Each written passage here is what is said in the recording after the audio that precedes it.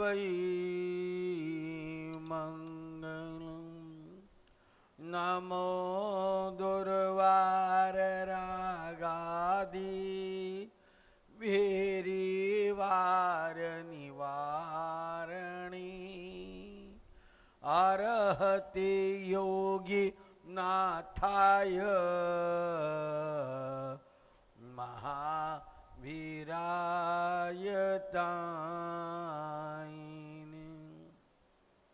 ओंकार बिंदु संयुक्तम नित्यं ध्यायन्ति योगिन कामदं मोक्षदं चैव ओंकाराय नमो नमः ओंकाराय नमो नमः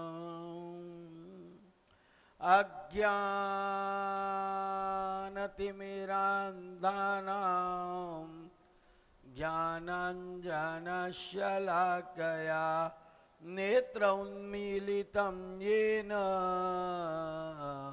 तस्मै श्रीगुरवे नमः वेन तस्मै सद्गुरवे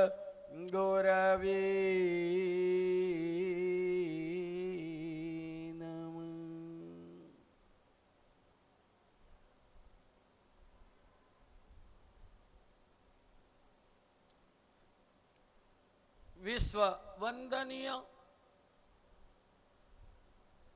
प्रातः स्मरणीय करुणा मूर्ति चरम तीर्थंकर समण भगवंत महावीर प्रभु के पास एक साधक आत्मा, एक आराधक आत्मा प्रभु के चरणों में उपस्थित हुआ और उसने कहा भगवान महावीर से, उसने एक प्रश्न पूछा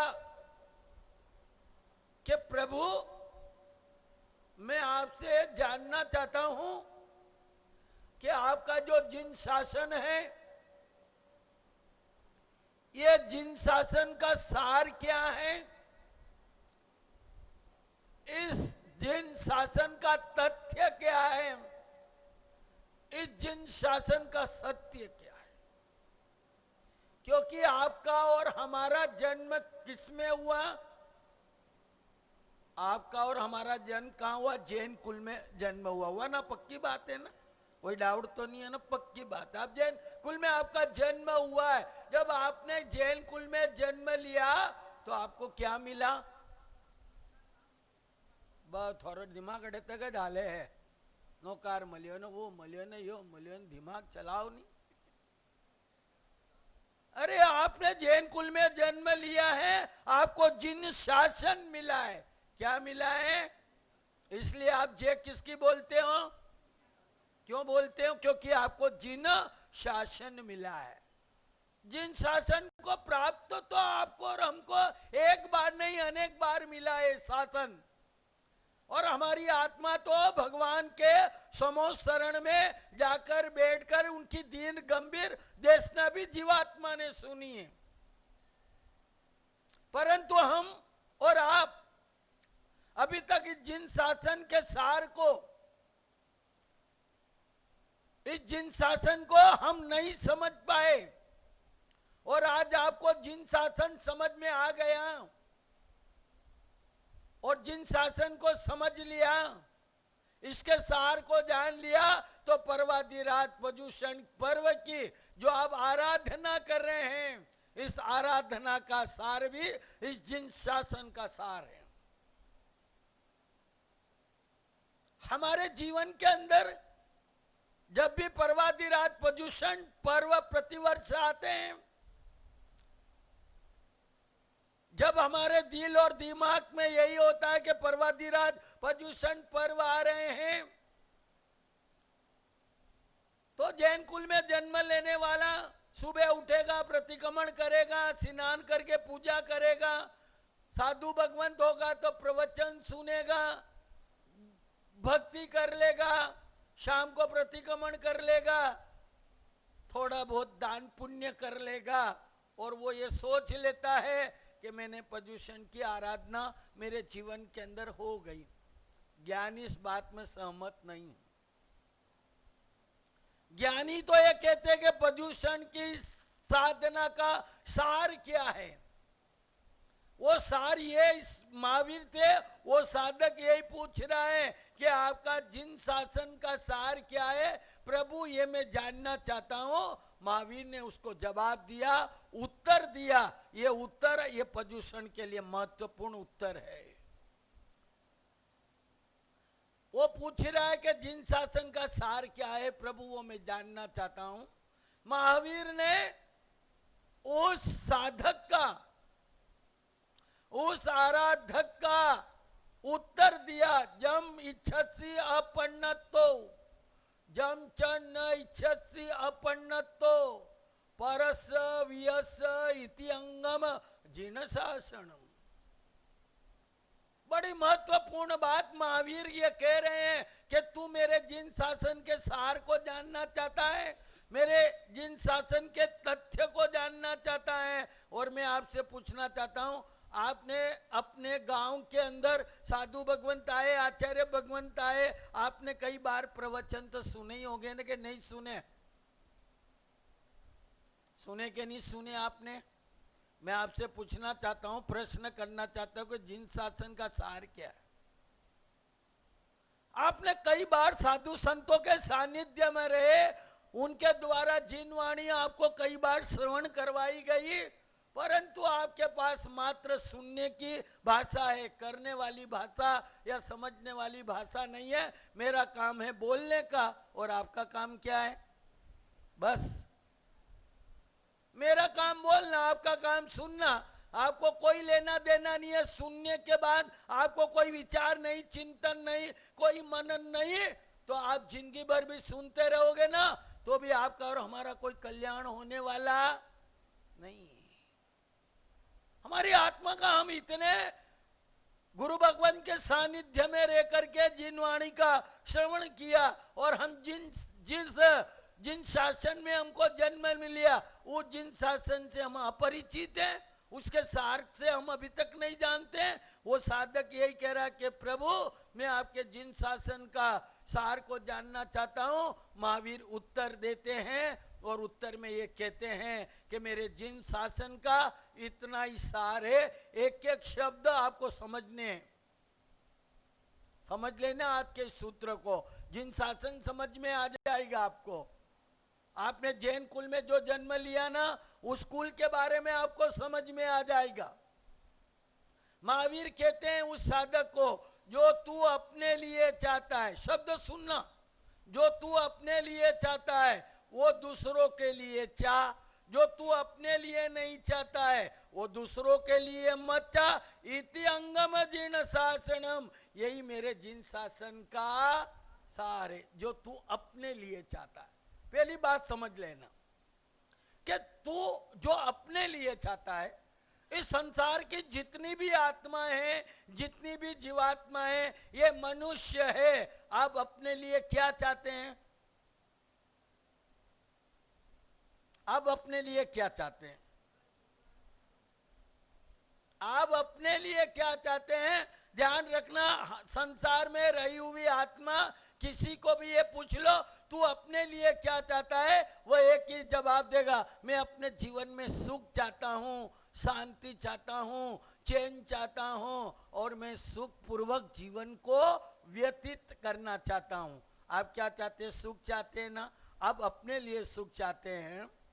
तो महावीर ये कहते हैं कि तू सुख क्यों चाहते हैं? आप सुख क्यों चाहते हैं? आप सुख क्यों चाहते हैं? क्योंकि सुख आपको प्रिय लगता है, सुख आपको अच्छा लगता है, इसलिए आप सुख को चाहते हैं। जो चीज तुझे प्रिय लगे, जो सुख तुझे प्रिय लगे, तो आपको ये चिंतन करना है, ये विचार करना है। जब सुख मुझे अच्छा लगता है तो संसार में जो दूसरी आत्माएं हैं उनको क्या दुख अच्छा लगेगा कि सुख अच्छा लगेगा? क्या लगेगा? आपको सुख अच्छा लग रहा है तो दूसरी आत्मा को भी सुख अच्छा लगेगा। जब आपको दुख अच्छा नहीं लगता है तो महावीर ये कहते हैं, जब दुख तुझे अच्छा नहीं लगता है तो दूसरी आत्मा को भी दुख अच्छा नहीं लगेगा। जो चीज, जो व्यवहार आपको अच्छा नहीं लगता है वह व्यवहार दूसरे को भी अच्छा नहीं लगता। जो व्यवहार आपको अच्छा लगता है वही व्यवहार दूसरे के साथ में कीजिए। परंतु हम बहुत बड़े बेईमान हैं, चालाक हैं। हम अपने लिए सब कुछ चाहते हैं पर दूसरों के लिए कभी हमने सुख का कभी नहीं चाहा। हम सुखी रहना चाहते हैं और हमारे पड़ोस में रहने वाला व्यक्ति यदि हो और वो आपसे ज्यादा सुखी हो जाए तो आपके भीतर क्या आता है? ईर्ष्या आती है।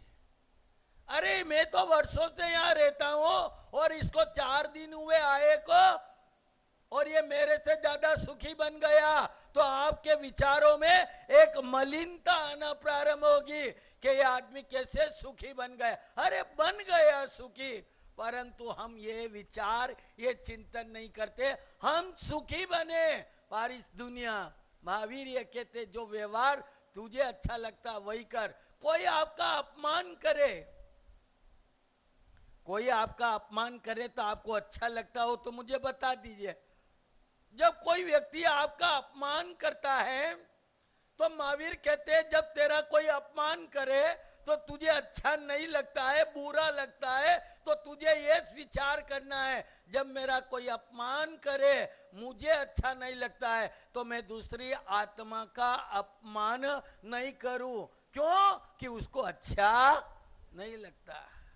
आपकी कोई निंदा करे, आपकी कोई निंदा करे तो आपको अच्छा लगता है? बताइए, लगता हो तो। आपकी कोई बुराई करे वो आपको अच्छी नहीं लगती है तो महावीर ये कहते जब तेरी कोई निंदा करे, बुराई करे, वो तुझे अच्छी नहीं लगती है तो महावीर का धर्म ये कहता है कि तुझे किसी की भी निंदा और बुराई नहीं करना चाहिए। पर हमारी सारी उल्टी धारा बहती है। हमारी कोई निंदा कर ले तो हमें गुस्सा आता है, पर हम क्यों किसी की निंदा करें? जो व्यवहार हमको अच्छा नहीं लगता है, महावीर कहते हैं आपको कोई गाली दे और शब्द कहे और आपका कोई विरोध करे तो आपको अच्छा लगता है? कोई आपको गाली दे, आपका अपमान करे, आपको अच्छा लगता है? नहीं लगता है। तो फिर आपको ये विचार, जो चीज मुझे अच्छी नहीं लगती है हम दूसरे के साथ वो व्यवहार नहीं करे। आपको शांति अच्छी लगती है, क्या लगती है? आपको शांति से जीना अच्छा लगता है तो महावीर ये कहते हैं तू शांति से रहना चाहता है, शांति से जीना चाहता है तो दूसरा आदमी अशांति के अंदर जीना चाहता है। परंतु हम शांति चाहते हैं, दूसरों को अशांति। कितने लोगों की जिंदगी में आग लगाई है? उस हनुमान जी ने लंका में ही आग लगाई थी, पर ये बिना पूंछ का बंदर। हंस रहे आप? मैं आपको बिना पूंछ का कह रहा हूं और आप हंस रहे हैं। हंसना नहीं है, हमें रोना है, चिंतन करना है। प्रभाती रात पर्युषण पर्व है, उसने तो एक जगह आग लगाई और हम लोगों ने न जाने कितने घरों में, कितने आत्माओं में आग लगाने का काम किया है। और कई बार तो मैं, जब भक्ति चलती है ना, भक्ति, और उसके अंदर कोई संगीतकार है, कोई श्रावक है, कोई गीत गाते हैं, पर जो गाते हैं उनको कोई चीज क्या कई लोग गाते हैं, कोई गीत है, कोई प्रेरणास्पद गीत है, उपदेशात्मक गीत है, लोग गाते जरूर हैं, पर जो गाते हैं उनको समझ में आता है? नहीं आता है। मैं आज समझा देता हूं। समझ लेना, आप महावीर के जिन शासन का सार को आप देखना चाहते हैं या प्राप्त करना चाहते हैं, तो महावीर तो यही कहते, जो तुझे अच्छा लगे, जो तुझे अच्छा लगे वही व्यवहार तू दूसरे के साथ, जो तुझे अच्छा नहीं लगता है वो दूसरे के साथ मत कर। यही तो मेरा जिन शासन है। हम सुख चाहते हैं, शांति चाहते हैं, सब कुछ हम चाहते हैं। महावीर कहते हैं तू दूसरों के लिए भी चाह, परंतु हमने कभी अपने लिए सुख चाहा है, पर हमारे पड़ोस में रहने वाला कोई व्यक्ति हो तो हमने उसको कभी भी सुख की चाह या सुख की कोई कामना हमने नहीं की है। मेरे से आगे कोई नहीं जाना चाहिए, सब मेरे से।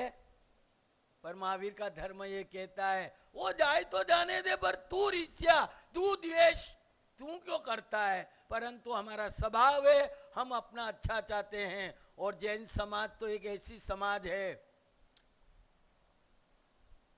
हमारी समाज की एक कमजोरी है, हम अच्छा देख भी नहीं सकते हैं और अच्छा सुन भी, ये हमारी कमजोरी। जैन समाज का कोई व्यक्ति हो, उसको यदि टटोल लो तो वो अच्छा किसी का देख भी नहीं सकता है और अच्छा नहीं सुन सकता। आप किसी व्यक्ति की प्रशंसा कर दो, अरे वो श्रावक आया था बहुत बढ़िया है और उसने संघ निकाला, इतना खर्चा किया, 10 करोड़ रुपया खर्च किया। अरे बाप जी क्या बात करते हैं, कल तो मेरी दुकान पे काम कर रहा था, 2 नंबर का धंधा किया, उल्टा सुल्टा करके पैसा और संघ निकाला, धर्म का दोहरी हो गया, क्योंकि उसको अच्छी सुनने की आदत। आप हमेशा नेगेटिव सोचते हैं और फिर कहते कि जिन शासन हमें मिल गया, जिन शासन का सार ऐसा नहीं आता। महावीर कहते कभी भी दूसरे के बारे में गलत विचार मत करना। उसने अच्छा काम किया तू अनुमोदना कर, परंतु हमारी एक आदत है, अच्छा सुन भी नहीं सकते हैं और अच्छा देख भी नहीं सकते। महावीर कहते हर आत्मा का अच्छा देख, अच्छा सुन। गीत तो गा लेते हैं लोग, पर जो गाते हैं उनको भी मालूम नहीं पड़ता कि मैं क्या गा रहा हूं। कई बार हम भक्ति में तो नहीं आते हैं, पर ये माइक के द्वारा कई बार शब्दों को सुनने का मौका मिलता है। तो कई बार संगीतकार गाते हैं, श्रावक भी गाते हैं, पर वो चीज समझे नहीं। आज उस बात को समझ लेना। कई बार मैंने देखा है गाते हुए, लगा सको तो बाग लगाना। मैं नहीं बोलूंगा आगे आगे, आपको बोलना पीछे पीछे वाली बात है। लगा सको तो बाग लगाना, आग लगाना, बोलो। लगा सको तो बाग लगाना, आग लगाना, और सीखा क्या? सीखा क्या है? हमने कोई बाग लगाया है आज दिन तक? अरे बाहर के 2 लोगों की बात है, घर के लोगों के अंदर भी हमने बाग लगाने का काम नहीं किया है। हमने हमेशा कहीं न कहीं मौका मिला, अवसर आया तो कहीं न कहीं हमने किसी की जिंदगी के अंदर आग लगाने का काम किया है। और जो आग लगाता है वो महावीर का भक्त कभी महावीर का भक्त ऐसे नहीं बना जाता है। आग लगाने वाले कभी महावीर के भक्त तो हो ही नहीं सकते। वो चंडकोशी हो सकते, गौशाला हो सकते हैं, पर गौतम तो नहीं हो सकते।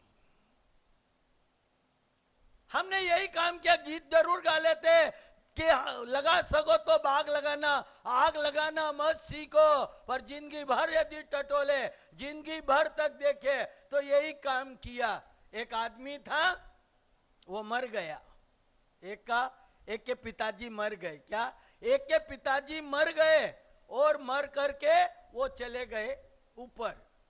जब ऊपर चले गए तो बेटा ने एक पत्रिका लिखी। जब उसके यहाँ कोई कार्यक्रम होता ना, 5 दिन 7 दिन 13 दिन के अंदर, जब आपके पिताजी जब देवलोक हो जाते हैं तो आप क्या करते? 10-12 दिन के बाद क्या करते? मेरे को तो कभी जाने का काम ही नहीं पड़ा। अपने को ये व्यवहार की क्रिया पर ये सुना कि किसी के पिताजी मर जाते हैं तो उनके 10-12 दिन के बाद उठावना या कोई स्वामी वात्सल्य करते हैं तो उनकी पत्रिका लिखी जाती है। क्या लिखी जाती है? कागज लिखा जाता है। क्या लिखा जाता है? कागज में आप क्या लिखते हैं?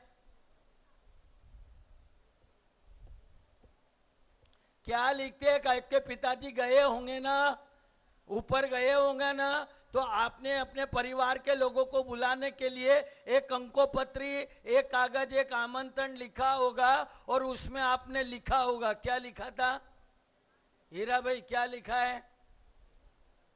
बता सकते हैं आपने क्या लिखा? आप क्या लिखते वो मुझे मालूम है, आपको मालूम? क्योंकि आपने कभी काम नहीं पढ़ा, मैंने तो पढ़ा है, सुना है। जब किसी के पिताजी देवलोक हो जाते हैं और परिवार को बुलाते हैं, एक दिन प्रार्थना सभा ये रखते हैं या उसका कोई स्वामी वात्सल्य पूजा रखते हैं, तो एक अंकोपत्री निकालते हैं और उसमें लिखते हैं, इस मिति के दिन, इस तारीख के दिन मेरे पिताजी का स्वर्गवास। क्या लिखते हैं? इसी तारीख के दिन, इसी दिन मेरे पिताजी स्वर्गवासी हो गए। तो वो वहां से लेटर लिखता है कि आपके पिताजी का जो है स्वर्गवासी के समाचार सुन करके मुझे बहुत दुख हुआ। अरे मेरे पिताजी स्वर्गवासी हो गए तो तुझे दुख किस बात का? दुख इस बात का है कि स्वर्ग में जाने जैसा कोई काम नहीं किया और रिश्वत दे के ऊपर यही काम किया है।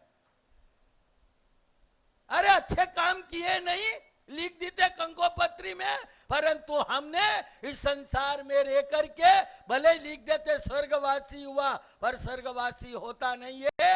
परंतु हमने अपनी जिंदगी के अंदर महावीर के भक्त बनना है। तो ये 4 पंक्तियां आपको दे रहा हूं, सच्चे अर्थों में इसको आत्म स्वीकार करना। लगा सको तो बाग लगाना, आग लगाना मत सीखो, बन सके तो कोई बाग लगा देना। किसी के जीवन को सुखी बना, और किसके जीवन में आग लग रही है उसकी आग को बुझाने का काम करना, उसमें पेट्रोल डालने का। और हमने क्या काम किया? हमने कहीं ना कहीं जीवों को अशांति पहुंचाई है, कहीं ना कहीं पेट्रोल डालने का काम किया। पर महावीर का अनुयायी, महावीर का भक्त कभी पेट्रोल डालने का काम नहीं करता है। वो क्या डालता है? पानी डालने की बात करता है। इसलिए महावीर ने कहा, क्या कहा? कोई बने आग तो तू बनना पानी, कोई बने आग तू बनना पानी। और यही है महावीर की वाणी। बस ये समझ में आ जाए ना तो मेरे प्रवचन का कोई काम ही नहीं आपके लिए।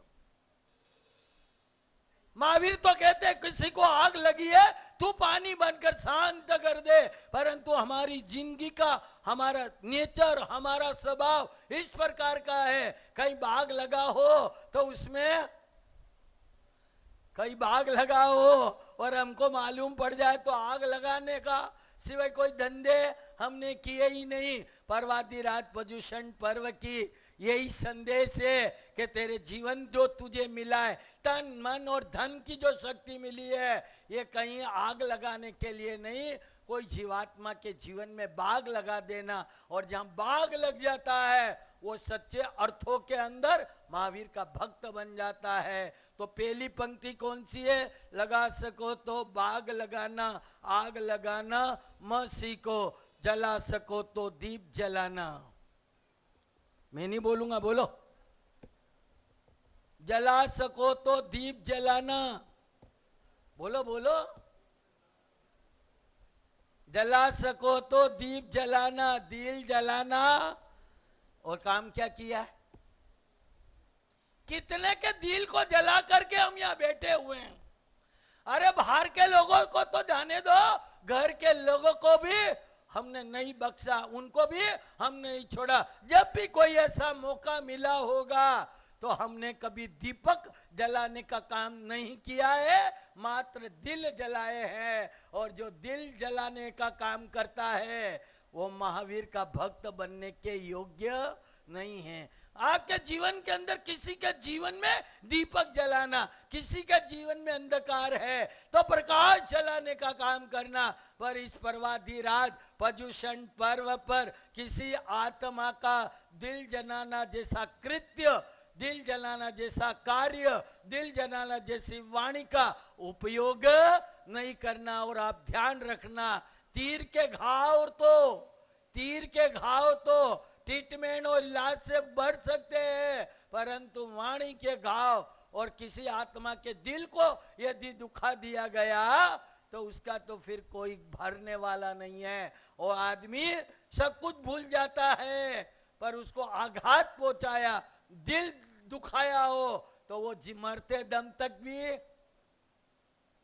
दम तक भी भूलता नहीं है। तो महावीर ये कहते हैं कि तू अपने जो तुझे मानव जीवन मिला है, इस मानव जीवन के अंदर तू एक काम करना, बन सके तो कहीं अच्छे दीपक जला देना, पर कभी किसी का दिल जलाने की कोशिश भी मत करना, प्रयास भी मत करना। यदि तेने दिल जला दिया गया तो ये पर्युषण की आराधना आपके लिए, हमारे लिए आशीर्वाद नहीं बन सकती है। बन सके तो किसी को शांति पहुंचाना, मन सके तो किसी के दिल को खुश करना, मन सके तो किसी को प्रसन्नता देना, परंतु कभी किसी को दुख देने वाली बात तो कभी मत करना। और मैंने आपको कहा है कि पर्वादी रात पर्युषण पर्व पर यही बात है कि हम किसी को दुख नहीं देवें, और कोई दुखी हो तो उसको सुखी बनाने का प्रयास करे, तब जाके पर्युषण की आराधना संभव है। नहीं तो आपने हम कितनी पर्युषण कर लिए और भी कर लेंगे, परंतु ये हमारे लिए आशीर्वाद नहीं बन पाए हैं। तो पहली पंक्ति है कि लगा सको तो बाग लगाना, आग लगाना मत सीखो, जला सको तो दीप जलाना और दिल जलाना मत सीखो। अब तीसरी पंक्ति है, कौन सी है तीसरी पंक्ति? अभी दो पंक्ति पर बात की, आपको आता पर आप बोलना नहीं चाहते हैं, क्योंकि आप बोलना चाहते हैं तो आप जैसे ही बोले तो मैं पकड़ लेता हूं, इसलिए आप बोल जानते हुए भी बोलते नहीं है कि हमारे से छुटकारा कैसे मिले, उसमें आप रहते हैं। परंतु ये पंक्तियां बड़ी अच्छी है, बहुत बड़ी मार्मिक है, ये समझने जैसी। और इन पंक्तियों ने समझ लिया तो मैं कहता हूं आपको जिन शासन समझ में आ जाएगा, जिन शासन का सार आ जाएगा। लगा सको तो बाग लगाना, आग लगाना मत सीखो, जला सको तो दीप जलाना, दिल जलाना मत सीखो, बिछा सको तो फूल बिछाना। बोलो आगे, बोलो, कांटे बजाना।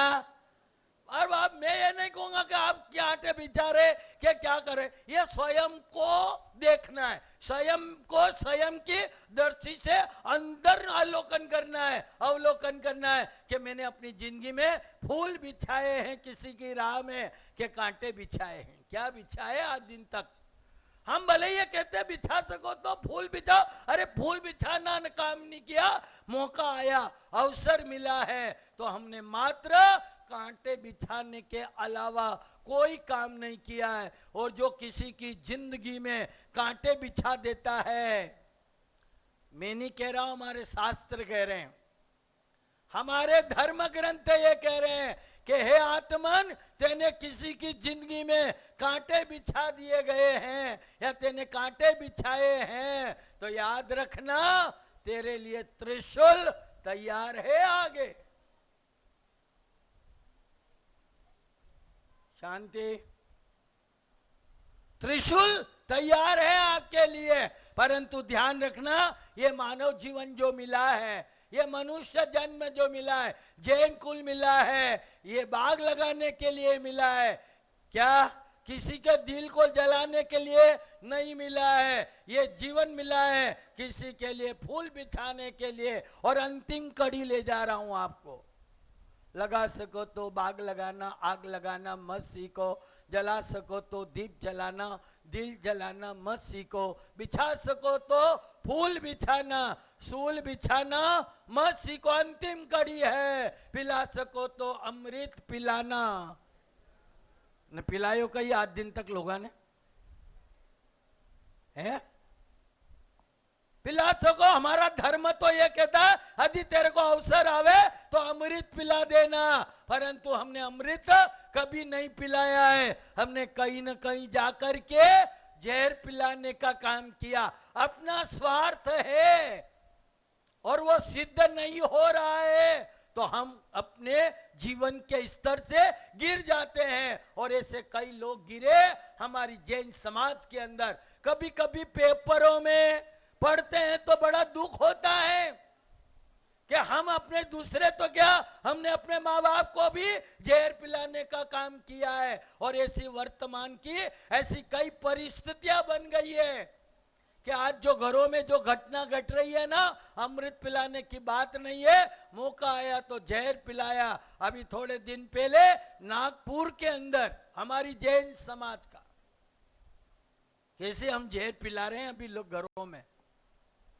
महावीर ने कहा अमृत पिला, पर यह जहर सिवे नहीं। अभी थोड़े दिन पहले नागपुर, कहां आया मालूम है? महाराष्ट्र।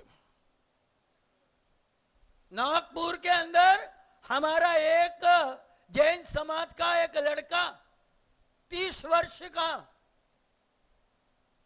और उसके माता पिता, पैसे की कोई कमी नहीं, पर बच्चा थोड़ा उल्टी लाइन के अंदर गया, माता पिता ने उसको पैसा देना बंद कर दिया गया। और एक दिन उसने क्या किया कि अपने माता पिता को जहर देके मार दिया गया और पेपरों में छपा गया। क्या हम जहर पिलाने वाला काम करेंगे? हमने वही काम कर रहे हैं आज के युग के अंदर। घर घर के अंदर हमारे ये वृद्ध माता पिताओं का एक ऐसी स्थिति के अंदर लाके डाल दिया गया है कि उनको मजबूर कर दिया जाता है और कई बार जहर पिला देते हैं। अभी थोड़े दिन पहले छत्तीसगढ़ के अंदर घटना घटित हुई है कि एक बेटे ने अपने माँ बाप को गोली से मार दिया, गोली से मार दिया। क्या यह जैन समाज की स्थिति बन गई? जो हमारे पूजनीय, वंदनीय, अभिनंदनीय, जो हमारे भगवान से भी ज्यादा महत्वपूर्ण है, उन लोगों को गोली, ये जहर नहीं पिला रहे तो क्या काम कर रहे हैं आप लोग? क्या स्थिति बनी है हमारी? कई बार घटना सुन करके हमें दुख होता है कि हम अहिंसा परमो धर्म का पालन करने वाले, कीड़ी मकोड़ी की रक्षा करने वाले और वो वनस्पति की रक्षा करने वाले, पर हम पंचेंद्रिय जीवों की हत्या करने के अंदर, जहर पिलाने के अंदर कोई हम कसर नहीं छोड़ रहे। दिनों दिन हमारी स्थितियां बिगड़ती जा रही है। ये जो कुछ भी दिख रहा है तब दिख रहे, जब दिख रहे, ये जो भी धर्म का माहौल दिख रहा है, संघ निकल रहे, उद्यान हो रहे, दीक्षाएं हो रहे, ये सारा हो रहा है, ये बाह्य हो रहा है। अंतर तो समाज को सड़ा लग गया है। अंदर से ये समाज सड़ चुकी है। ये बाहर से अच्छी दिखाई देती है पर अंदर झांक करके देखो इतनी सड़ान लग गई है। और ये जो पुष्टि दिख रही है ये सोजे की है, खाने की पुष्टि नहीं है। और सोजे की पुष्टि को यदि मान करके जिए तो आदमी को मरना है, और ये मर रहे हैं। लोगों की स्थिति ऐसी है और हम अहिंसा परम जियो और जीनोद की बात करते हुए ऐसी कई घटनाएं घटित हो रही है। अभी एक लड़के ने मध्य प्रदेश के अंदर, एक लड़के ने अपने माता पिता से झगड़ा हुआ और वो रिटायर्ड हो गए थे, उनके बाद 60 लाख रुपया आए। बच्चे ने मांगा था तो उनको मालूम था कि बच्चा सटोरिया है और ये सारा पैसा उड़ा देगा। उन्होंने कहा मैं पैसा नहीं दूंगे, नहीं देंगे हम आपको पैसा। आप बात नहीं मानो, पर्वाधिरात पर्युषण पर्व के दिन चल रहे थे। हस्बैंड और वाइफ ने एक आदमी को बुलाया और उन दोनों माता पिता की हत्या कर दी। बाहर से ताला लगा करके बाहर चले गए और जब 2 दिन हो गया, 3 दिन हो गया, ताला खुला नहीं, अंदर से बास आने लगी। आस पड़ोस के लोग आए, ताला तोड़ा, पुलिस बुलाई, दोनों की हत्या थी। उनको फोन किया गया तो वो फोन सुनते भागते हुए आते हैं और इतने रोते, इतना करता है। पर मैं आपको कह देना चाहता हूं, पाप छिपाया ना छिपे। ये जघन्य जो पाप होते हैं ना वो छिपने वाले नहीं। अब स्वर्ग और नरक सब यही है। कोई ऊपर वाली बात इस हाथ दे और इस हाथ ले, पाप छिपाया ना छिपे, छिपे तो मोटा भाग, दाबी दूबी नहीं रही लुई लपेटिया। वो दोनों आए, नाटक करने लगे, दोनों बहू बेटा ऐसा करने लगे।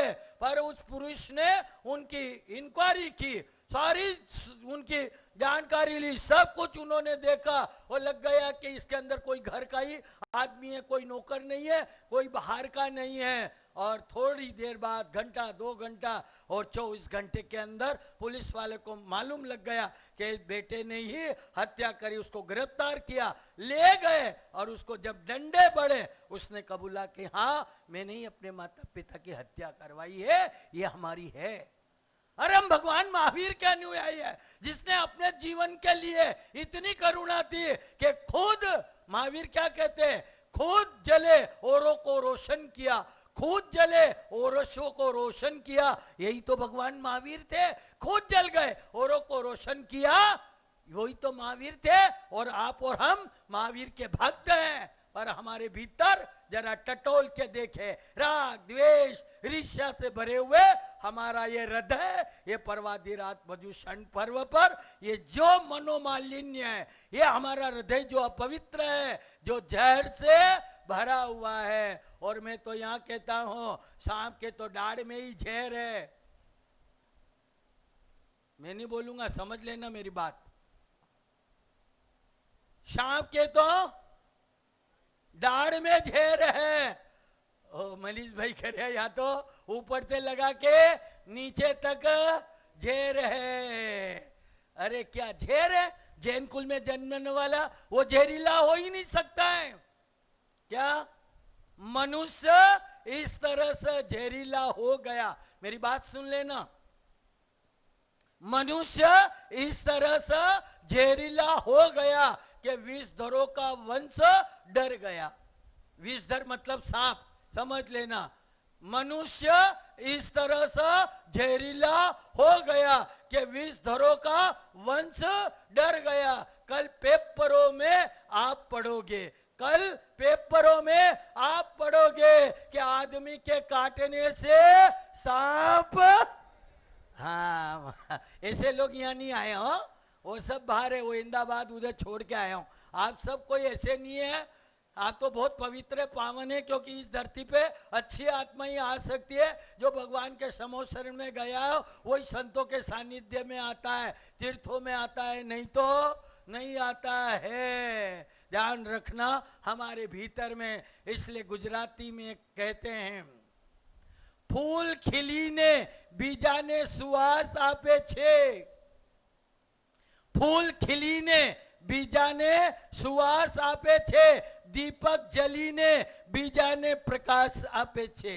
फूल खिलीने बीजाने सुवास आपे छे, दीपक जलीने બીજાને પ્રકાશ આપે છે, ફક્ત છે માનવી પોતે જીવવા માટે બીજાને ત્રાસ આપે છે, બીજાને ત્રાસ આપે છે। क्या है हमारी स्थिति? अरे वो फूल अच्छा जो मर जाता है, मिट जाता है, पर उसकी सुवास फैला के जाता है। वो दीपक अच्छा सारी दुनिया में प्रकाश करता। एक फक्त मानवी पोते जीवा माटे बीजाने त्रास आपे छे। हमने क्या किया? अपने जीने के लिए अनेक जीवों को हमने त्रास और संताप के अलावा किसी को कुछ नहीं दिया है। महावीर ये कहते हैं कि तू अपने जीवन के अंदर ये जो मानव जीवन मिला है, ये किसके लिए? बाग लगाने के लिए। क्या? आग लगाने के लिए, दीपक जलाने के लिए मिला है, दिल जलाने के लिए नहीं मिला है। फूल बिछाने के लिए मिला है, सूल बिछाने के लिए ये जीवन मिला है, अमृत पिलाने के लिए। परंतु कभी जहर पिलाने का प्रयास भी मत करना। यदि जहर पिला देंगे तो ध्यान रखना आपकी जिंदगी भी, क्योंकि ये मनुष्य जन्म बार बार मिलने वाला, क्या ये मनुष्य जन्म बार बार मिलने वाला नहीं है। और ये जैन कुल मिलना तो और भी, क्योंकि मानव जीवन तो फिर मिल सकता है, परंतु जैन कुल मिलना अति मुश्किल है। आपने जैन कुल पाया है और ये जैन कुल मिलना बहुत मुश्किल है। हमारे इस भारत के अंदर एक गांधी हो गए। कौन से गांधी? एक तो महात्मा गांधी, और महात्मा गांधी के बाद हमारी जैन समाज के अंदर एक मिनी गांधी हुआ है। नाम जानते हैं? महात्मा गांधी के बाद हमारी जैन समाज का भी एक गांधी था। आपने इतिहास नहीं पढ़ा? हमारे यहाँ पर महात्मा गांधी के बाद हमारी जैन समाज के अंदर एक मिनी गांधी हुआ जिसका नाम था वीरचंद राघव जी गांधी। कभी नाम सुना इतिहास में? बहुत बड़ा विद्वान हुआ हमारी जैन समाज का, और उसने जैन समाज के लिए बहुत कुछ काम किया। विदेशों में भी जाके उसने प्रचार किया।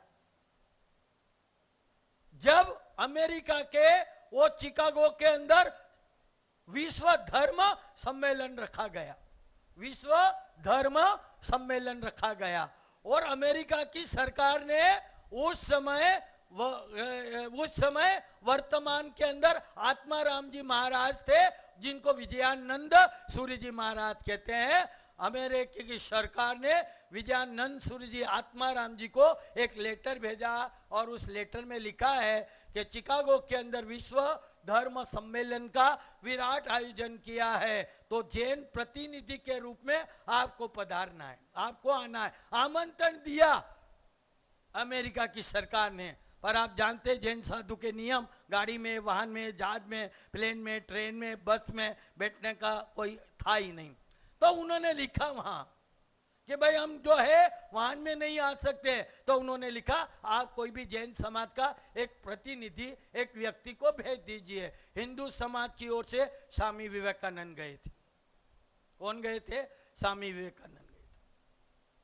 और जैन समाज के कबीर चंद राघव जी गांधी, जिनको मिनी बहुत विद्वान थे, विजयानंद सूर्य जी पंजाब के लुधियाना के अंदर थे, और उनको बुला करके उनको बताया। विद्वान तो थे, फिर भी उन्होंने 1 महीने वहां रख करके उनके जैन धर्म के तत्व के, आचार विचारों के, कर्म के, उनको बहुत कुछ ज्ञान था। फिर उन्होंने 1 महीने ट्रेनिंग देके वीरचंद राघव जी गांधी अमेरिका शिकागो गए।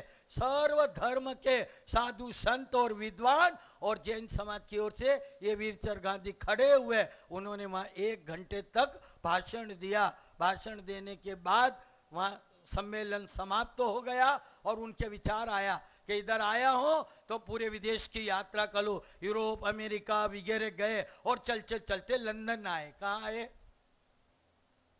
बिल्कुल सत्य बात कह रहा हूं आपको, क्योंकि आपको जैन कुल मिला है ना, इसने आपको समझा नहीं है कि इसका कितना महत्व है। ये जिन शासन आपको मिला है, आपने इसके महत्व को नहीं समझा, क्योंकि जन्म से मिल गया।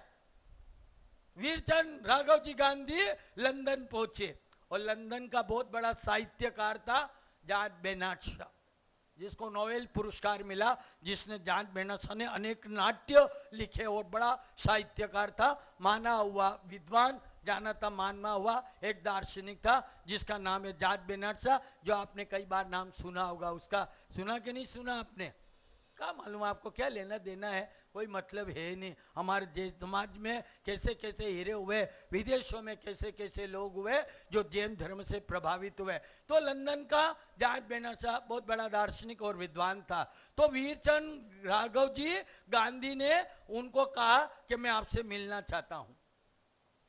तो जॉर्ज बेर्नार्ड शॉ ने टाइम दिया, और वीरचंद राघव जी गांधी उनसे मिलने के लिए गए। ये बिल्कुल सत्य घटना आपको बता रहा हूं, कोई कपोल कल्पित नहीं है। वीरचंद राघव जी ने अपनी डायरी में लिखा ये घटना। तो वीरचंद राघव जी गांधी जॉर्ज बेर्नार्ड शॉ के बंगले में गए, वहां सोफे पे बैठे, दोनों बैठ के बात करने लगे। दोनों विद्वान, और आप जानते विद्वान होते हैं तो क्या करते हैं? लड़ते हैं क्या? विद्वान से विद्वान मिलते ज्ञान की चर्चा करते हैं, और अज्ञानी से अज्ञानी मिले, जैसे गधे से गधा मिलता है तो लातम लात करते हैं। हमने यही काम किया, लातम लात के अलावा कुछ भी नहीं। मैंने तो कई बार देखा है कि हमारे यहाँ लोगों को एकत्रित होने का कौन सा दिन है? उपाश्रय में सारी समाज को इकट्ठा होने का कौन सा दिन है हीरा भाई? संवत्सरी है ना। संवत्सरी के दिन सारे लोग इकट्ठे हो जाते प्रतिक्रमण करने के लिए। और फिर प्रतिक्रमण के अंदर देखिए क्या होता है। कई बार तो समाज की चर्चा, घर की चर्चा, न जाने कई कई और कई कई तो आपस में कार्यकर्ता, ट्रस्टी और कार्यकर्ता, संघ के सदस्य ऐसे लड़ लेते हैं कि थापा थापी कर देते हैं, कपड़े फाड़ देते हैं। अब यहाँ उपाश्रय में किसके लिए आए थे? नहीं, यहाँ क्या चल रहा है? लाता तो अज्ञानी है, कोई समझ तो है नहीं कि हम किसके लिए आए। क्योंकि आपको झगड़ा करने का समय संवत्सरी के दिन ही मिलता है। और महावीर कहते हैं वो दिन झगड़े का नहीं है, झगड़े को समाप्त करने का दिन है। परंतु भगवान के साथ, भगवान के सिद्धांतों के साथ हम बिल्कुल अन्याय कर रहे हैं। हम भगवान के भक्त ही नहीं, हम भगवान के श्रावक नहीं।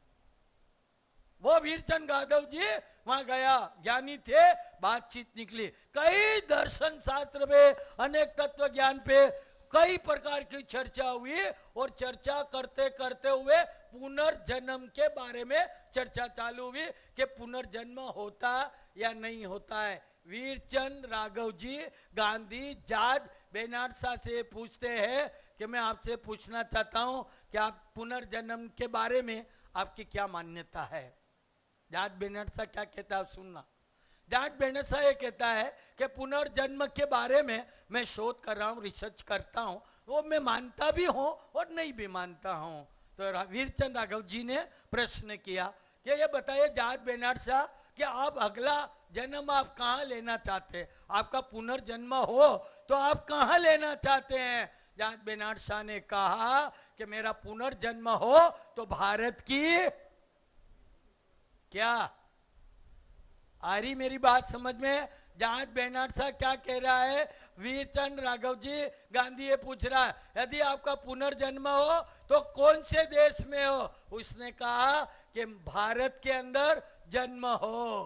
तो वीर जी राघव जी ने कहा हमारा भारत के अंदर न कोई टेक्नोलॉजी है, न चिकित्सा है, न शिक्षा है और कोई विकास हमारे देश में नहीं है। और आपका लंदन है, बड़े बड़े वैज्ञानिक है, टेक्नोलॉजी विकसित है, शिक्षा संस्कार सारे आपके विकसित है, हमारे वहाँ कुछ भी नहीं है। तो वो क्या कहता है जाट बेनरसा कि वीरचंद जो तू कह रहा है यहाँ टेक्नोलॉजी है, यहाँ पर विज्ञान है, चिकित्सा है, शिक्षा है, पर यहाँ धर्म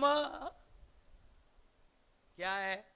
धर्म और अध्यात्म हमारे यहाँ पैसा बहुत है पर सुख शांति नहीं है। भारत की वो भूमि है जहाँ सुख शांति है। धर्म और अध्यात्म यदि मिलता है तो कहाँ मिलता है? भारत के अंदर मिलता है। उसने कहा कि ठीक है आपका पुनर्जन्म हो, आप भारत में लेना चाहते हो तो हमारे भारत में कई जातियां हैं। क्या कहा? कई जातियां हैं, बहुत जातियां हैं, बहुत से धर्म हैं। तो उसने कहा कि मैं अपने जीवन के अंदर मेरा पुनर्जन्म हो भारत की भूमि में हो और मेरा पुनर्जन्म हो भारत की भूमि में हो और मेरा जन्म जैन कुल के अंदर हो, मैं अगला जन्म जैन कुल में लेना चाहता हूं। तो उन्होंने कहा कि आप अगला जन्म जैन धर्म में क्यों लेना चाहते हैं वो मैं जानना चाहता हूं। जाट बेनरसा क्या कहते हैं और मैं आपसे पूछना चाहता हूं हीरा भाई आप अगला जन्म कहाँ लेना चाहते हैं? बोलो अगला जन्म कहाँ चाहिए? हिम्मत भैया कहाँ चाहिए? भारत में चाहिए? जैन कुल में चाहिए? ना ना ना ना, ये सारी कहने की बातें हैं। मैं एक बार में चेन्नई में मेरा चतुर्मास था और एक लड़का है 25 साल का आके मुझे कहने लगा बाप जी मुझे आशीर्वाद दे दो। मैंने कहा काई का आशीर्वाद दूं भैया? उसने कहा बाप जी आशीर्वाद दे दो। मैंने कहा किसके लिए? बागली अगला जन्म मेरा अमेरिका में हो ऐसा मेरा जन्म। मैंने कहा अमेरिका में क्यों लेना चाहता? अरे बाप जी ये देश तो भिखारी है, वहां तो जो मिलता है ना वहां के हरिजन भी गाड़ी में घूमते हैं झाड़ू लगा के बहुत सी डॉलर कमाते हैं। बाप जी इतना हो गया जैन कुल में जन्म लेने वाला ये विचार करे कि अगला जन्म मेरा अमेरिका में हो, अरे जैन कुल में जन्म लेने वाला हमेशा ये भावना रखता है, ये कामना करता है कि मुझे बार बार भारत की भूमि मिले और मुझे जैन कुल मिले, जिन शासन मिले, ऐसे भाव होने चाहिए। परंतु हमने आज दिन तक रुपयों की पूजा की है। जहां रुपया मिलता है, क्या जहां रुपया मिलता वहां हमारा जन्म हो। हमारे सेठ चंदूलाल थे, आप जितने बेटे नहीं सब चंदूलाली हैं। हमारे सेठ चंदूलाल थे, मर्क के स्वर्ग में चले गए। कहां चले गए? मर्ग के स्वर्ग में चले गए। जब स्वर्ग में गए तो सारे देवी देवता एकत्रित हुए और उनके पाप पुण्य के खाते देखने लगे। जब पुण्य पाप के खाते देखने लगे तो पुण्य भी 100% किया, पाप भी 100% किया। मतलब तराजू के पल्ले बिल्कुल इक्वल, पुण्य भी उतना, पाप भी उतना। देवी देवता परेशान होने लगे, विचार करने लगे कि इसको स्वर्ग में भेजे या इसको नरक के अंदर भेजे। स्वर्ग में भेजते तो अन्याय, नरक में भेज तो अन्याय। 100% इन्होंने पुण्य भी किया, 100% पाप किया। और देवी देवता सोचने लगे कि अभी तक इतने लोग आए हैं, पर ये पहला कैसे था डिफिकल्टी वाला आया है कि इसको भेजे तो कहां भेजे। देवी देवता घबरा गए, वो क्या करे, निर्णय ले नहीं पाए। तो सारे देवी देवता जाकर के इंद्र महाराजा के पास गए और इंद्र महाराजा को कहा कि महाराजा आज ऐसा केस आया है कि हम लोग कुछ भी निर्णय ही नहीं कर रहे। 100% पुण्य किया, 100% पाप भी किया, 100% दोनों पुण्य और पाप की तराजू बिल्कुल इक्वल है, संतुलन है पाप और पुण्य का। सोच रहे उसको कहां भेजे, हम भेज नहीं पाए। सोचा हम आपके पास आए हैं, बताइए ऐसा केस आया है जिसने 100% पुण्य पाप किए, उसको कहां भेजे। जैसी आपकी आज्ञा होगी, आपको तो नरक में भेज दे, आपको तो स्वर्ग में भेज दे। इंद्र महाराज विचार करने लगे, ऐसे कैसे कर सकता हूं कि नरक में भेज दे, स्वर्ग में। उनका दिमाग नहीं चला, बुद्धि नहीं चली। तो इंद्र महाराजा ने कहा कि चलो एक काम करते हैं, जो व्यक्ति, जो सेठ चंदूलाल जो अपने स्वर्ग के अंदर आया है, उसी से पूछ लेना चाहते वो कहां जाना चाहते। जहां वो जाना चाहेगा उसको वहां भेज देंगे, उसको वहां भेज देंगे। सारे इंद्र महाराजा देवी देवता मिलकर के सेठ चंदूलाल के पास आए और आकर के कहने लगा, सेठ पुण्य भी तुमने बहुत किए, पाप भी बहुत किए, संतुलन बरोबर है। हम स्वर्ग में तुम्हें भेज दे तो अन्याय, नरक में भेज दे तो अन्याय। बोलो तुम कहां जाना चाहते हो, वहां तुमको हम भेज देते हैं। सेठ चंदूलाल आप जैसा था, आप में से ही कोई होगा एकादा। देखो हंस रहे, मैं आप में से होगा तो हाँ हंस रहे है, इसके मतलब आप में है ऐसे लोग जो चंदूलाल है। चंदूलाल को पूछा कि तू कहां जाना चाहता है, वो तुम मुझे बता दे। चंदूलाल क्या जवाब देता है उन देवी देवता को, उसने कहा न तो मैं स्वर्ग में जाना चाहता हूं, मुझे स्वर्ग में नहीं जाना, तो फिर कहां जाना चाहते हो कि नरक में भी जाना नहीं चाहता, न तो नरक में जाना चाहता हूं न स्वर्ग में जाना चाहता हूं, तो फिर तुम कहां जाना चाहते हो। तो उसने कहा 2-2 हजार के नोट जहां मिलते हो ना, वहां मुझे। बोलो आपको कहां जाना है, 2-2 हजार के नोट मिले वहां जाना है। और जैन समाज ने पूजा किसकी की, मेरा यह अनुभव है 48 साल की दीक्षा का, जैन समाज ने रूप और रुपयों की पूजा की है, बाकी किसी की पूजा करने वाला नहीं है। जहां नोट मिलते हैं, अरे ये मनुष्य जन्म आपको मिला है और जैन कुल में मिला है। जाट बेनाट सा ये कह रहा है, जो मेरी मूल बात कहना चाहता हूं, क्योंकि इधर घड़ी अपना समय बता रही है। आज जन्म महोत्सव का कार्यक्रम है, सारा कार्यक्रम है, इसलिए ज्यादा नहीं, जल्दी छोड़ूंगा, बाद 10 मिनट में अपनी बात पूरी करूंगा, 2-3 चढ़ावे वो करूंगा। तो ये जाट बेनाट सा की अंतिम बात मैं आपको कहना चाहता हूं। उसने क्या कहा, पहली बात कि मैं भारत की भूमि में जन्म लेना चाहता हूं। भारत में क्या है, धर्म और अध्यात्म, इसलिए जन्म लेना। फिर उसने दूसरी बात की कि जैन कुल में जन्म लेना चाहता हूं। तो फिर जाट बेनाट को वीरचंद गांधी ने पूछा कि आप जैन कुल में जन्म क्यों लेना चाहते हैं, जैन धर्म में आप जन्म क्यों लेना चाहते हैं। बड़ी महत्वपूर्ण बात है आपके लिए, हमारे लिए, क्योंकि आपको जैन बनने का कोई गौरव नहीं है, गर्व नहीं है।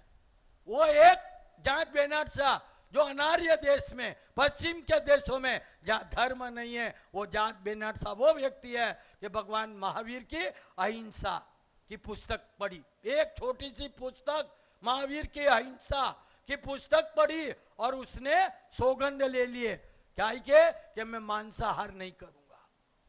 क्या मांसाहार? एक छोटी सी भगवान महावीर की अहिंसा की एक छोटी सी पुस्तक पढ़ी और उसने जब पढ़ा के महावीर की ये अहिंसा है तो उसने मनोमन, कोई साधु नहीं, कोई संत नहीं, कोई महावीर नहीं, और उसने अपने मन से मांसाहार का त्याग कर दिया गया। क्या कर दिया? त्याग कर दिया। और उसने लंदन के अंदर 2 करोड़ शाकाहारी लोग बनाए। कितने?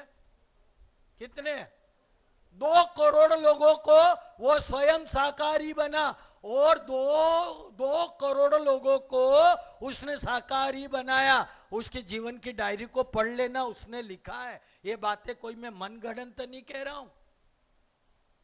एक छोटी सी डायरी, संत नहीं, साधु नहीं, कोई आचार्य नहीं, महावीर नहीं, महावीर की एक छोटी सी पुस्तक अहिंसा उसने पढ़ी और मांसाहार का त्याग कर दिया। 2 करोड़ लोगों को शाकाहारी बनाया गया। और जब उसको नोबेल पुरस्कार मिला और उसके बाद रात्रि में उसके सम्मान में, उसके बहुमान में एक रात्रि भोजन रखा गया। रात्रि भोजन नॉन वेज और वेज दोनों बने। और जब George Bernard Shaw dining table पे बैठे, उनके पास उनके 2 मित्र और इधर खाना आने लगा, भोजन आने लगा और मांसाहारी भोजन उनकी थाली के अंदर रख दिया गया। जब उनके थाली में मांसाहारी भोजन रखा गया तो उनके दोनों हाथ अपने जेब के अंदर थे, सारा भोजन आ गया और वो दोनों पास में बैठे हुए थे और उन्होंने देखा कि जॉर्ज बेर्नार्ड शॉ खा नहीं रहे और ये जब तक ये नहीं खाएंगे तो अपन खाएंगे, तो ये तो व्यवहार अच्छा नहीं है। तो जॉर्ज बेर्नार्ड शॉ को वो दोनों मित्र कहने लगे कि जॉर्ज बेर्नार्ड शॉ आप खाना खाइए, आप भोजन करिए। तो वो क्या कहता है वो बात मैं आपको कहना चाहता हूं।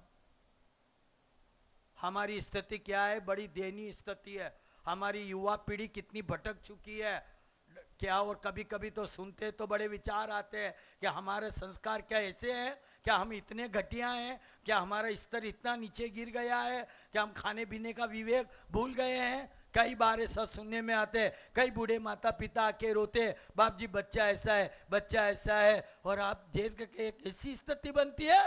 वो कहता है, क्या कह रहा है? दोनों मित्र ये कह रहे आप भोजन कीजिए, हाथ जेब के अंदर है। उसने कहा कि नहीं, मैं भोजन नहीं करूंगा। क्यों नहीं करूंगा? कि मैं कैसे कर सकता हूं? मेरी थाली के अंदर तो मुर्दे ला के रखे हैं। क्या कहा? मेरी थाली में मुर्दे ला के रखे। मेरा पेट कोई कब्रिस्तान नहीं है जो इन मुर्दों को अंदर डाल दूं। हम क्या कर रहे हैं? सो तो विचार करो। हमारी पीढ़ी भटक गई है। आज कई बार सुनने में कि जैन समाज का लड़का नॉन वेज खा रहा है।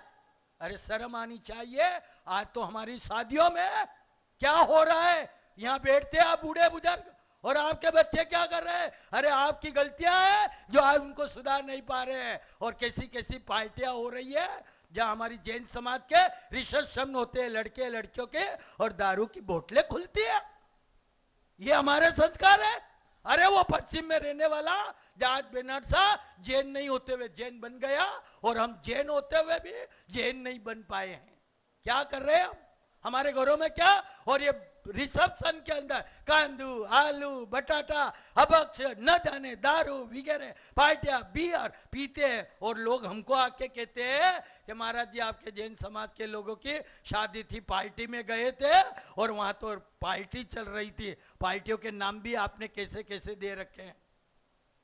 क्या हालत है हमारी? हमारी जैन श्राविका, ये युवा पीढ़ी वो दारू पीती है और लोग हमको कहते हैं कि आपके जैन लोग, आपको तो शर्म नहीं आती है, हम लोगों को शर्म आती है।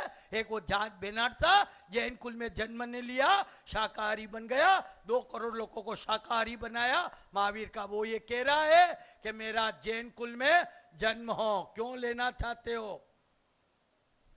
जैन कुल में क्यों जन्म लेना चाहते हो? जॉर्ज बेर्नार्ड शॉ वीरचंद गांधी को यह कहता है कि जैन धर्म एक ऐसा धर्म है, सुन लेना, बड़ी महत्वपूर्ण बात है समझने जैसी आपको और हमारे लिए।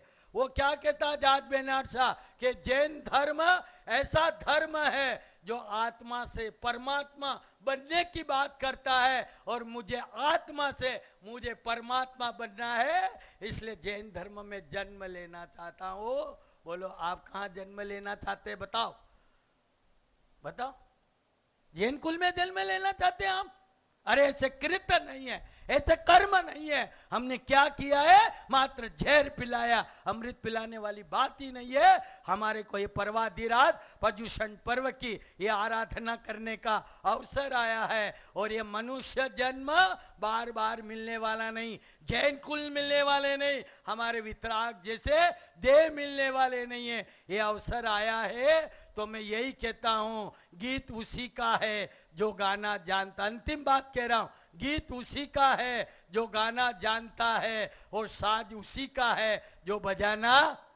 हर आदमी गीत नहीं गा सकता है। बजाओ, साज बजाना हो तो बजाओ, देखें इतने जने बैठे बजा लो। गीत उसी का है जो गाना जानता है, और साज उसी का है जो बजाना जानता है।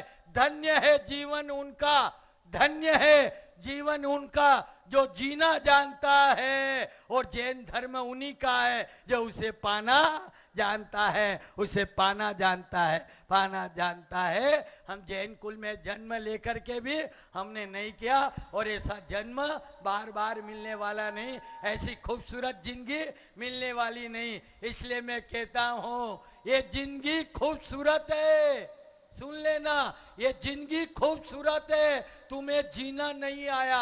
ये जिंदगी खूबसूरत है, तुम्हें जीना नहीं आया। यहां हर चीज में नशा है, मैं नहीं बोलूंगा। यहां हर चीज में नशा है। बोलो आगे। तुम्हें पीना नहीं आया, बस तुम्हें जीना नहीं। ये जिंदगी खूबसूरत है, तुम्हें जीना नहीं आया। यहाँ हर चीज में नशा है, तुम्हें पीना, पियो पियो, जिंदगी मिली है, क्या पीना है वो भी बता देना चाहता हूं कि जाम पे जाम पीने में क्या मजा। शाम को पियोगी तो सुबह, बोलो बोलो, ऐसे अनुभवी लोग है?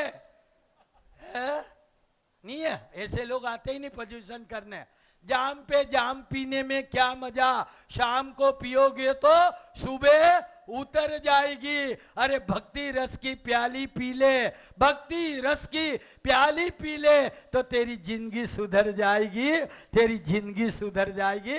जिंदगी को सुधारना है, आया है अवसर। ज्यादा समय न लेते हुए आज के प्रवचन से क्या सीख के जाएंगे? बैठिए, कोई भी उठ के नहीं जाएगा, कोई भी नहीं उठेगा जब तक मैं सर्वमंगल्य नहीं करूं। आज के प्रवचन से आप क्या सीख के जाएंगे? मैंने 1 घंटा व्याख्यान दिया, 1 घंटा 10 मिनट हुआ है, और देना तो बहुत था, कई चीजें छोड़ दी है क्योंकि भी और 2 दिन में आपके पास में हूं। परंतु आपको ये कहना चाहता हूं, आज के प्रवचन से क्या सीख के जाएंगे? मैं आपको ज्यादा पाठ नहीं पढ़ाता हूं, ज्यादा गहराई की बात भी नहीं करता हूं। आज के प्रवचन से इतना है, जो तू अपने लिए चाहता है वो दूसरों के लिए चाह, जो तू अपने लिए नहीं चाहता है बस वो दूसरों के लिए चाह। यही मेरा जिन शासन है, यही महावीर का शासन है। इतनी बात यदि आपने सीख ली और ऐसा व्यवहार आपने अपनी जिंदगी के अंदर स्वीकार कर लिया तो ये पर्युषण क्या हो जाएंगे? आपके लिए आशीर्वाद बन जाए, ये आराधना बन जाएगी। और आज पर्वाधिराज पर्युषण का कौन सा दिन है? 5वां दिन है। और 5वें दिन अपने समग्र जैन समाज में क्या मनाया जाता है? जन्म वाचन का कार्यक्रम होता है। मतलब भगवान का जन्म वाचन होगा, जन्म महोत्सव मनाने की एक परंपरा हमारी जैन धर्म के अंदर बनी हुई है। आज से नहीं, वर्षों से बनी हुई है। तो आज भगवान महावीर का जन्म वाचन होगा, भगवान का जन्म होगा। उसके पहले माता त्रिशला देवी क्या देखती है? 14 महास्वप्न देखती है।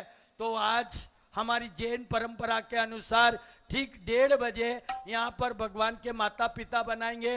प्रियवंदा दासी आएगी और माता को यहाँ सोएगी और उसको 14 स्वप्न उसको बताए जाएंगे, गीत चलेंगे। और जब जन्म का वाचन का जब पन्ना आएगा तब यहाँ एक नृत्य होगा, सिद्धा जन्म्यो आज एक राज दुलारो, सिद्धारत्नो जायो, वो गीत चलेगा।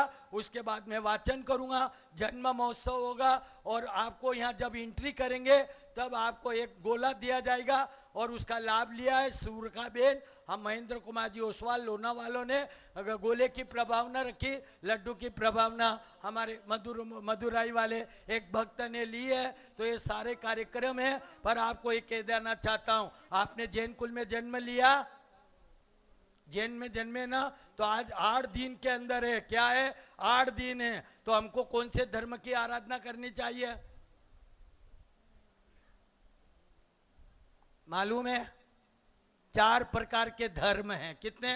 दान, शील, तप, भावना।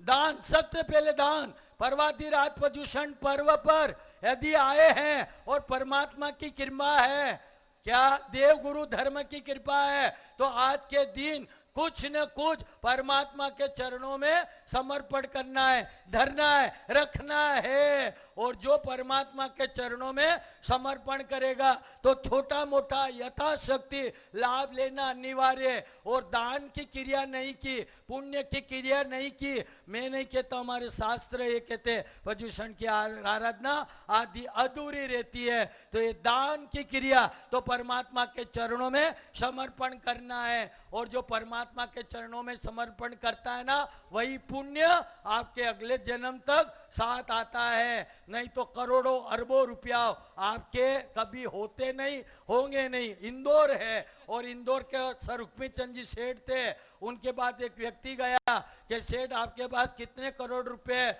उन्होंने कहा मेरे पास 60 लाख रुपया है। कि सेठ झूठ बोलते हैं, आप गलत है, करोड़ों रुपया। उसने कहा भैया नहीं है, मेरे हाथ से धर्म के अंदर 60 लाख रुपया खर्च हुआ, वही मेरा है, बाकी का मेरा बस जो आपके हाथ है जो साथे। ध्यान रखना, अपने हाथ से करके जाना, नहीं तो लोग क्या मरने के बाद करते हैं तो कोई पुण्य उसको मिलता नहीं, आपके हाथों से करना। और जो देव गुरु धर्म के अंदर जो समर्पण हो गया वही आपका है, बाकी का आपका नहीं है। यहाँ आए हैं संकेश्वर की पावन धरा पर, पर्वाति रात प्रदूषण है, जन्म वाचन होगा, कार्यक्रम होगा। और ध्यान रखना, आज के दिन क्या है, महावीर ने काल करे सो आज कर, आज करे सो आगे क्या है मैं नहीं बोलूंगा, आपको मालूम है, क्योंकि तीसरी में पढ़ते थे ना, तब ये सिखाए जाते थे दोवे, कबीर के वगैरह के, तो वह बोला जाता था काल करे सो आज कर, आज करे सो आगे। या क्या विद्वान लोग बैठे मेरे सामने, इतना मालूम है पल में प्रलय हो जाएगा, तो बोरी करेगा कब? पल में प्रलय हो जाता है। और महावीर ये कहते हैं कि जब शुभ विचार आए, पुण्य के विचार आए, उन्हें आज ही करना, और पाप के विचार आए तो बोलना के कल करूंगा। पर यहाँ तो उल्टी गंगा बहती है, पुण्य के काम आते, अरे अभी क्या करना है, बाद में कर लेंगे, और पाप के विचार, अरे वो अभी कर लो। महावीर ये कहते शुभस्य शीघ्रम, जो शुभ है उसको शीघ्र करो, क्योंकि जिंदगी का कोई भरोसा नहीं है, और ये जिंदगी कहां जाकर के ढल सकती है, कहां जाकर के अस्त हो सकती है, और मृत्यु किसी भी क्षण आपके द्वार पे दस्तक दे सकती है। बैठे बैठे लोग जा रहे, अभी थोड़े दिन पहले मुझे एक व्यक्ति मिला कि बाप जी मेरे पापा सुबह उठे, स्नान किया, सोफे पे बैठे, मेरी मम्मी ने चाय दी, और चाय मुंह में ली के नहीं ली, और वहीं ढल गए। चाय भी नहीं पीना आपके हाथ की बात नहीं है, तो परमात्मा ने आपको दिया है तो लक्ष्मी का सदुपयोग करना, नहीं तो ध्यान रखना कोई कुपुत पैदा हो गया तो जो कमाया है जिंदगी भर का वो एक क्षण में। अभी थोड़े दिन पहले एक व्यक्ति मुझे मिला, बाप जी जहर खाने जैसी स्थिति हो गई। मैंने कहा हुआ क्या? बाप जी जिंदगी भर मेहनत की पैसा इकट्ठा किया और मेरा लड़का क्रिकेट के सट्टे में 2 करोड़ रुपया हार गया। बाप जी दुकान और घर बेचने की नौबत आ गई, धर्म में 1 रुपया भी नहीं लगाया। ध्यान रखना कई घटना ऐसी हमारे साथ में न हो सके। तो आज प्रवादयात पर्युषण पर्व है, श्रावक कुल में जन्म लिया तो हमारे 4 धर्म का निभाना है, दान, शील, तप और भावना। ये दान पुण्य की क्रिया का। और आप ध्यान रखना, जैन कुल में जन्म लेने वाला 12 महीना करे न करे, पर 8 दिन के अंदर और उसके अंदर ये जन्म वाचन के दिन, और हमारे तो यहाँ साक्षात महावीर का जन्म हो रहा है। हमारी कल्पना, हम वैसे ही नाचेंगे, वैसा ही उत्साह करेंगे कि साक्षात महावीर का जन्म इस धरती के ऊपर हुआ है। ऐसी कल्पना, ऐसे वातावरण को निर्मित हो गए। तो मेरी बात को ध्यान रखना, परमात्मा ने दिया है तो परमात्मा के चरणों में जरूर समर्पण करना।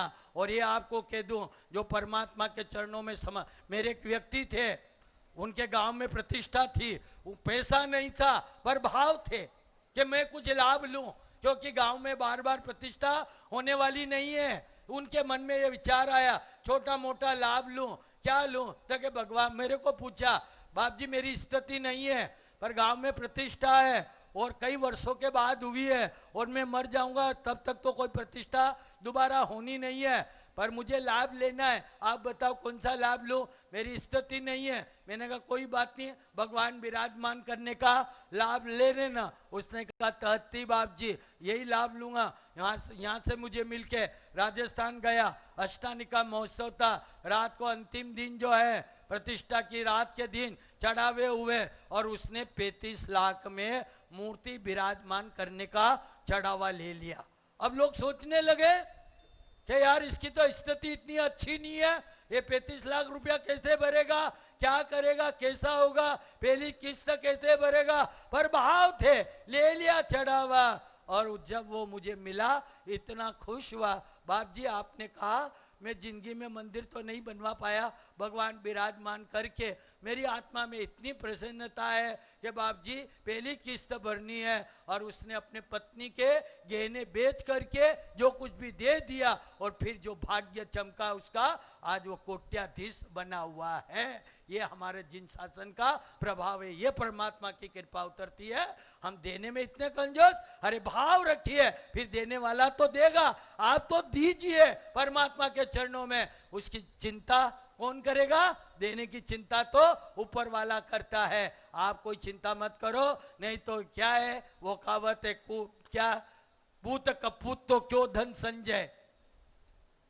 आप अच्छी था, पूत कपूत तो क्यों धन जय, पूत सपूत तो क्यों धन संजय। अरे आपका पुत्र सपूत है तो फिर कमा लेगा, और कपूत है तो फिर जो है वो आप जानते हैं। मत करो, आप अपने हाथों से करके जाए। कई लोग करते नहीं है, मैंने कहा करो जीवन में, क्योंकि महावीर कहते हैं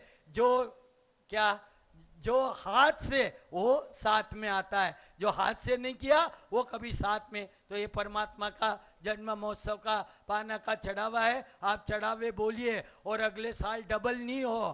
क्या मैं क्या कह रहा हूं हीरा भाई? आप चढ़ावे बोलिए आज और अगले साल डबल नहीं हो तो मेरे से लेके जाना, मैं यहीं बैठा हूं। हाँ? डबल की मेरी गारंटी नहीं हो तो मेरा तो एड्रेस पता यहीं का है, कोई मुझे ढूंढने की जरूरत नहीं है। दूसरे कोई आश्वासन देंगे तो ढूंढना मुश्किल हो जाएगा, कहाँ गया। मैं तो यहीं हूं, आप कोई चिंता मत कीजिए। और आपको 1:30 बजे आना है, अच्छे अच्छे कपड़े पहन के आना, क्योंकि भगवान का जन्म है। आपके बच्चे का बर्थडे हो, आप तो कैसे अच्छे कपड़े, साड़ियाँ, गहने, कपड़े कितने कितने अच्छे पहन दो, भगवान का जन्म है। और आपके पास कपड़े नहीं हो तो मेरे पास तैयार है। साध्वी जी बैठे, इनके बाद वो तैयार है। वो विचार तो तैयार कर लेना, हमारे पास कपड़े की कोई कमी नहीं है, थान के थान पड़े हैं। आपके पास नहीं हो तो आज अच्छा सज के आना, धज के आना।